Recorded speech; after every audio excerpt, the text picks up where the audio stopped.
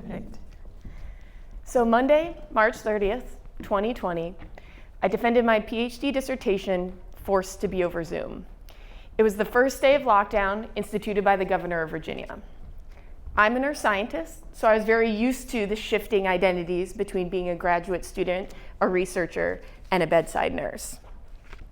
2 days later, April 1st, 2020, funny enough, April Fool's Day, our first COVID positive patient arrived from New York City to our hospital, seeking refuge from a city overwhelmed by COVID-19. She and her husband came to our hospital to feel safe, but safety was a hard promise to keep. During those early days of the pandemic, we really didn't know anything about the virus. Our labor and delivery unit operated under restrictions that left all direct patient interaction squarely in the hands of the nurses.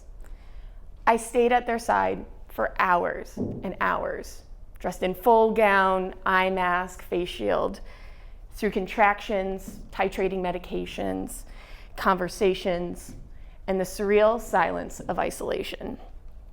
The plan was to separate her minutes-old newborn from her into a completely different room with her husband, and they wouldn't be able to be rejoined again until they were all ready for discharge.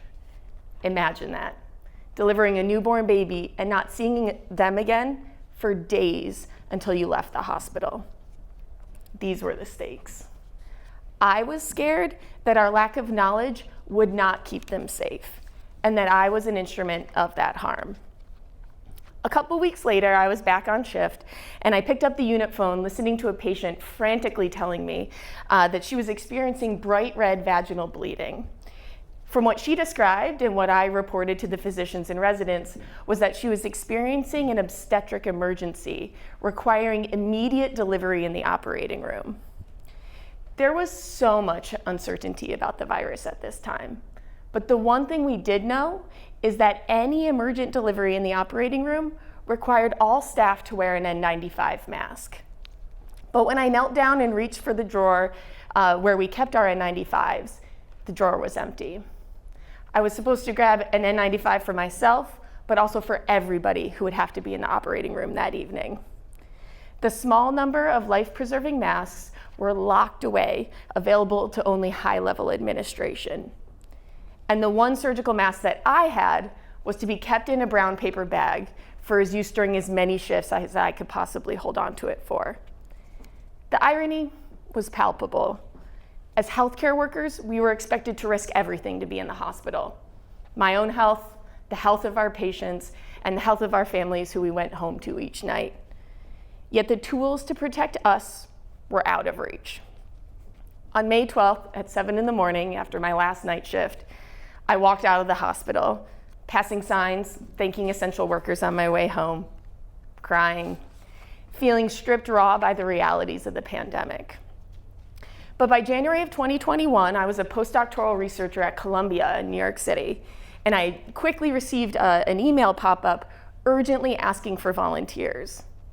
The university and New York Presbyterian Hospital were identifying volunteers and supplies for the first wave of public vaccinations in New York City to individuals who were at high risk for adverse outcomes if they were to actually get COVID-19. I immediately drafted an email back saying I had just gotten my New York State nursing license and I'd be very eager to help. I paused and just broke into a sweat. My heart was racing. This probably should have been a sign that I had some unresolved feelings, but I just deleted the email. The next day I woke up and I responded. I said that I was a postdoc and I'd be very happy to help the efforts. I couldn't bring myself to actually mention that I was a nurse. Something in me said that I couldn't be the one to actually give the vaccines, that I wouldn't be able to keep others safe, even though I had the skills and license to do so. I didn't feel safe, therefore I couldn't keep others safe. It's something I've really only said out loud since preparing for this talk. Instead, they accepted my general volunteer request, and I helped many people, directing them through the doors on cold and snowy days in January, February, and March, helping to usher them through the maze of the process. By fall of 2023, my faculty position here at the University of Rochester meant that I would start teaching. I filled out my teaching request form, not really understanding the assignment, with courses that I just genuinely wanted to teach. My top choice was NUR 374A, Nursing Care and Health Promotion for Childbearing Clients and Their Families. Not thinking I would actually get it, to my surprise, I did, and I ended up joining an amazing faculty team who really helped me find my new groove as a faculty member. So I was teaching, sharing my knowledge and experience with students who were really eager to make their own mark on the profession of nursing. In those classrooms and clinical settings, something really remarkable happened. As I told stories of my own clinical experience, only a small bit of that happening during the pandemic, it felt less taboo to talk about it, felt less scary to tell some of the hardest and best moments. You know, stuff you don't normally tell your friends and family. As a labor and delivery nurse, the day is going to be either your patient's absolute best day of their life or their absolute worst. And there's really no in between. And we really can't predict it either. It's the art and science of nursing that I love the most. As I imparted confidence on my students to have the courage to care for patients under any and all circumstances, they returned it to me. Their energy, curiosity, and determination reminded me of why I became a nurse in the first place. Teaching gave me the perspective that maybe, just maybe, I could do the work again. I'm very fortunate to be a part of a school of nursing that values practice as a core element of our profession.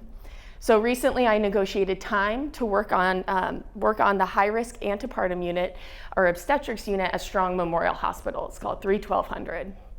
Our unit is very special in that it takes care of individuals who are high risk during their pregnancy and immediately after, with many of our patients having to stay in the hospital with us for weeks as we try to stop them from delivering their babies early.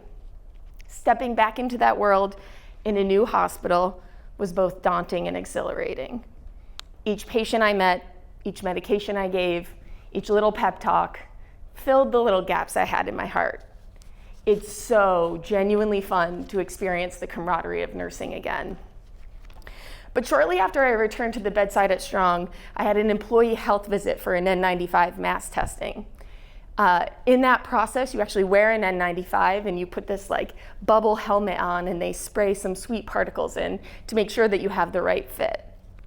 In a not so fun fact, and I don't know what happened to me over the last few years, but I discovered that my face is apparently unique, requiring an uncommon N95 size compared to my peers. It felt pretty symbolic. In 2020, I fought so hard for a single surgical mask, let alone that one night with an empty drawer of N95s. Now, walking into the unit one day, in order to get on our unit, you have to pass our nurse manager's office. She casually called my name and said, "Cait, I have something for you." She gave me 2 boxes full of perfectly fitted N95s. She even wrote my name on a Post-it note, so they were just mine, told me to put them into a safe place. Tears just filled my eyes. I really wasn't able to verbalize what her action meant to me. It was so profoundly healing. It's a reminder that we've come a long way, but we can't do this work alone. So I recently actually printed this picture.